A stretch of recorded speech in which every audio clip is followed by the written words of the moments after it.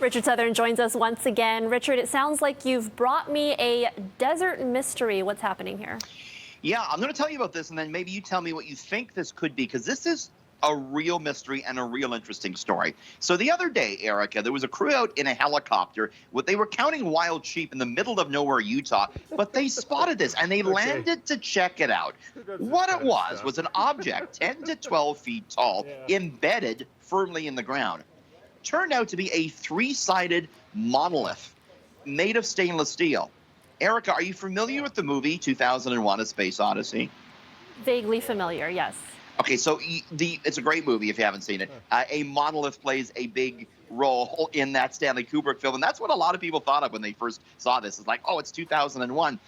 Anyways, it appeared to be made of stainless steel and put together with human-made rivets, if there was any thought about this being, extraterrestrial. Anyways, authorities wouldn't even say where it was because they didn't want people trying to get to it. It's so impassable, that area. They're not sure what this is. There's been some speculation. It could have been some sort of art exhibit. They don't know how long it's been there. Any guesses, Erica? I was going to say aliens, but you debunked that immediately for me. Is it so it's solid? There's nothing inside.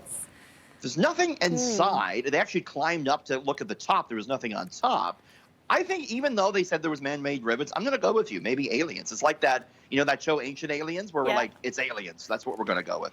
It'd be funny if it was something completely mundane, like some influencer put it there for some kind of photo op or something. It's Kim Kardashian. She put it there for an Instagram thing, of course. And closer to home, it looks like Toronto has a new wildlife champion to add to local legend. The only mystery about this is, like, why are some people so nice? So this was caught by a person filming this on TikTok. Beck, taxi driver, gets out of his cab on Bloor-Near Avenue to help out a little pigeon that was on the road in front of him. He didn't want to run him over, see him hurt. Cab driver puts on a pair of gloves, calmly approaches the pigeon, gently picks him up. The bird doesn't even flutter, and he carries him off to the side. It's not clear if the bird was injured or not. The onlookers were like, wow, that's really amazing that he did that. And I think, knowing you, Erica, that's something you would do.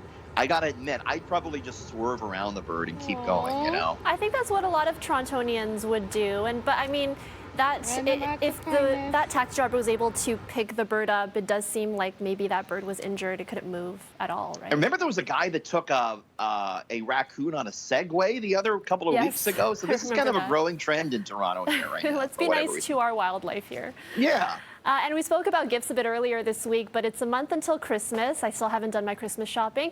And you're going to show us some toys some say shouldn't find themselves under the tree. Yeah, I'm not going to get you any of these, okay, because I like you, Erica. These are the most dangerous toys of 2020, according to a Boston research group that looked at this. First off, it's the Marvel Avengers Power FX Claw, modeled after the Black Panther claws. The watchdog, though, says the hard plastic claws can actually hurt kids or animals if you mess around with them. No kidding. Next, maybe for the aspiring professors in our lives, the Scientific Explorer Sci-Fi Slime. Kids age 10 and up are supposed to make slime and gloop with this kid, but the ingredients can be harmful. For instance, the package says it contains zinc sulfide, which can irritate the eyes. Finally, to round it out, it's the Boom City Racers starter pack. These are like zip cars, which this watchdog says can actually hit you in the eye. Not good. Erica will just have to settle for something a little bit safer this year, maybe some gift cards or something more mundane, don't you think? For sure, definitely. All right, thanks for joining us, Richard. We'll see you tomorrow. See you tomorrow.